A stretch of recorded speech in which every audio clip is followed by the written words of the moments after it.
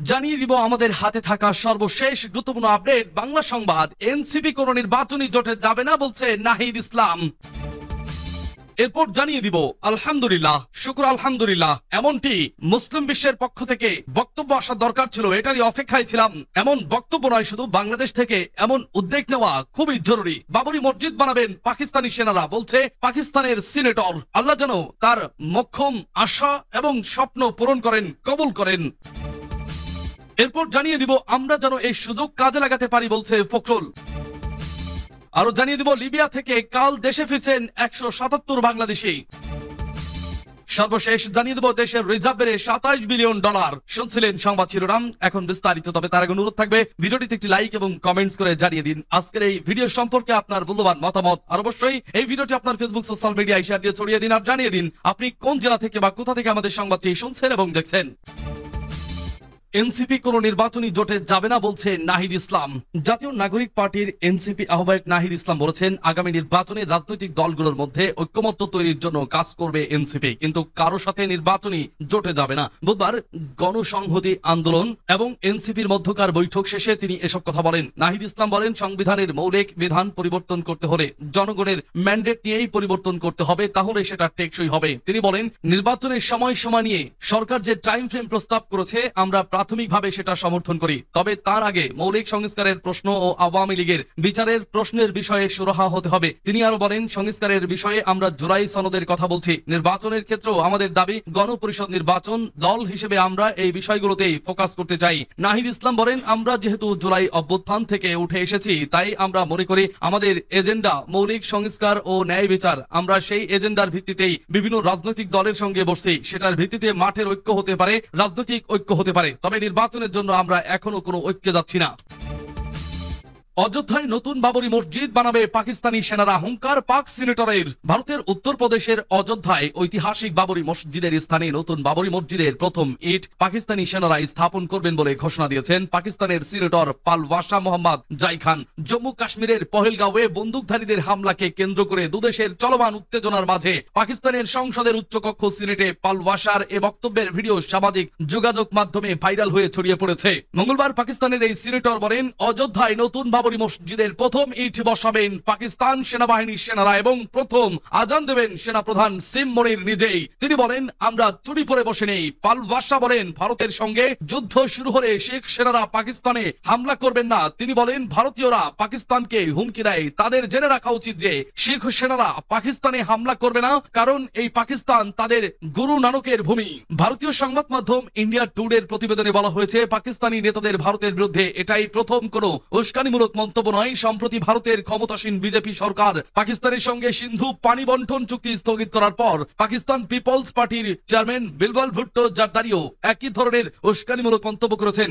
এক জনসভায় বক্তৃতা দিতে গিয়ে পাকিস্তানের সাবেক পররাষ্ট্রমন্ত্রী বিলওয়াল ভুট্টো ভারতকে সিন্ধু পানি সরিয়ে নেওয়া থেকে বিরত থাকার হুঁশিয়ারি দিয়ে বলেন, পাকিস্তানি সিন্ধু সভ্যতার প্রকৃত অভিভাবক। তিনি ভারতের বিরুদ্ধে একতরফাভাবে সিন্ধু চুক্তি বাতিলের অভিযোগ করেন। বিলওয়াল ভুট্টো কঠোর হুঁশিয়ারি দিয়ে বলেন, সিন্ধু আমাদের এবং আমাদেরই থাকবে, হয় এর মাধ্যমে পানি প্রবাহিত হবে, না হয় তাদের ভারতীয়দের রক্ত বইবে। বুধবার পাকিস্তানের কারাবন্দী সাবেক প্রধানমন্ত্রী ইমরান খান সামাজিক যোগাযোগ মাধ্যম এক্সে দেওয়া এক বার্তায় বলেন, পাকিস্তান শান্তি চায়, কিন্তু তাদের শান্তিপ্রিয়তাকে দুর্বলতা ভাবা উচিত নয়। তিনি বলেন, ভারতের যে কোনো আগ্রাসনের উপযুক্ত জবাব দেওয়ার সব ক্ষমতা পাকিস্তানের আছে, যেমন 2019 সালে পিটিআই সরকার জাতির ঐক্যবদ্ধ সমর্থন দিয়েছিল।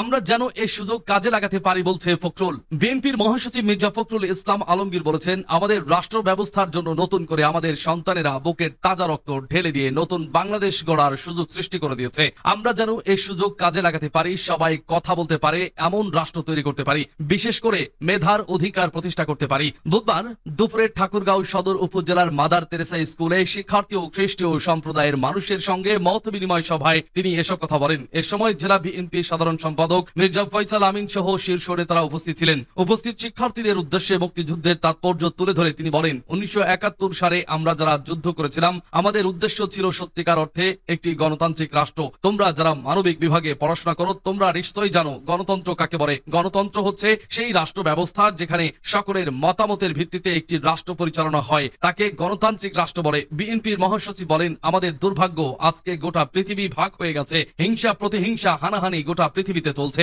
এখান থেকে বেরিয়ে আসার একমাত্র পথ হচ্ছে সত্যিকার অর্থে মানুষের মধ্যে ভালোবাসা সৃষ্টি করা। তিনি আরো বলেন, কেউ যদি আমাকে বলে জীবনের সব থেকে সুন্দর সময় কখন কাটিয়েছেন, আমি বলবো যখন আমি শিক্ষকতা পেশায় দায়িত্ব পালন করেছি। তাই আমি বিশ্বাস করি এই শিক্ষা প্রতিষ্ঠানে যারা কাজ করেন তারা ভালোবাসা দিয়ে বিভেদ মুক্ত একটি সমাজ গড়ার জন্য চেষ্টা করেছেন।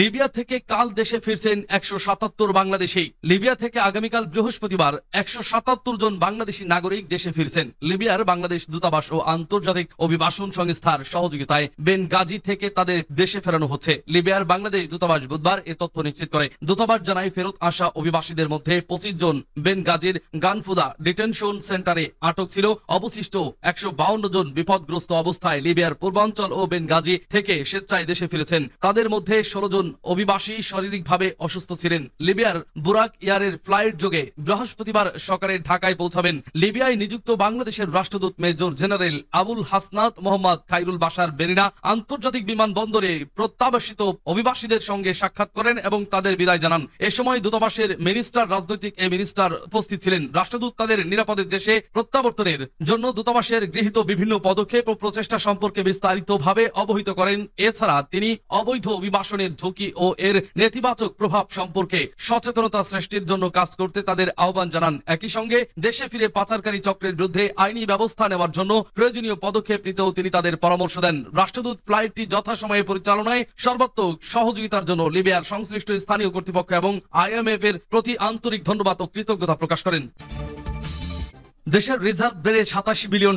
দেশের মোট বৈদেশিক মুদ্রার রিজার্ভ এখন 27,411.57 মিলিয়ন বা 27.41 বিলিয়ন ডলার বলে জানিয়েছে কেন্দ্রীয় ব্যাংক। বুধবার বাংলাদেশ ব্যাংকের মুখপাত্র ও নির্বাহী পরিচালক আরিফ হোসেন খান এ তথ্য জানিয়েছেন। কেন্দ্রীয় ব্যাংকের সর্বশেষ তথ্য অনুযায়ী চলতি মাসের 30 তারিখ পর্যন্ত দেশের গ্রস রিজার্ভের পরিমাণ 27,411.57 মিলিয়ন ডলার। আর আন্তর্জাতিক মুদ্রা তহবিলের IMF হিসাব পদ্ধতি BPM 6 অনুযায়ী রিজার্ভ এখন 22,047.79 মিলিয়ন মার্কিন ডলার। এর আগে চলতি মাস পর্যন্ত 17 এপ্রিল পর্যন্ত দেশের গ্রস রিজার্ভের পরিমাণ ছিল 26.73 বিলিয়ন বা 2,673 কোটি ডলার। আর IMF হিসাব পদ্ধতি অনুযায়ী রিজার্ভ ছিল 21.39 বিলিয়ন বা 2,139 কোটি ডলার। উল্লেখ্য, নেট রিজার্ভ গণনা করা হয় IMF এর BPM 6 পরিমাপ অনুসারে। মোট রিজার্ভ থেকে স্বল্প মেয়াদী দায় বিয়োগ করলে নেট বা প্রকৃত রিজার্ভের পরিমাণ পাওয়া যায়।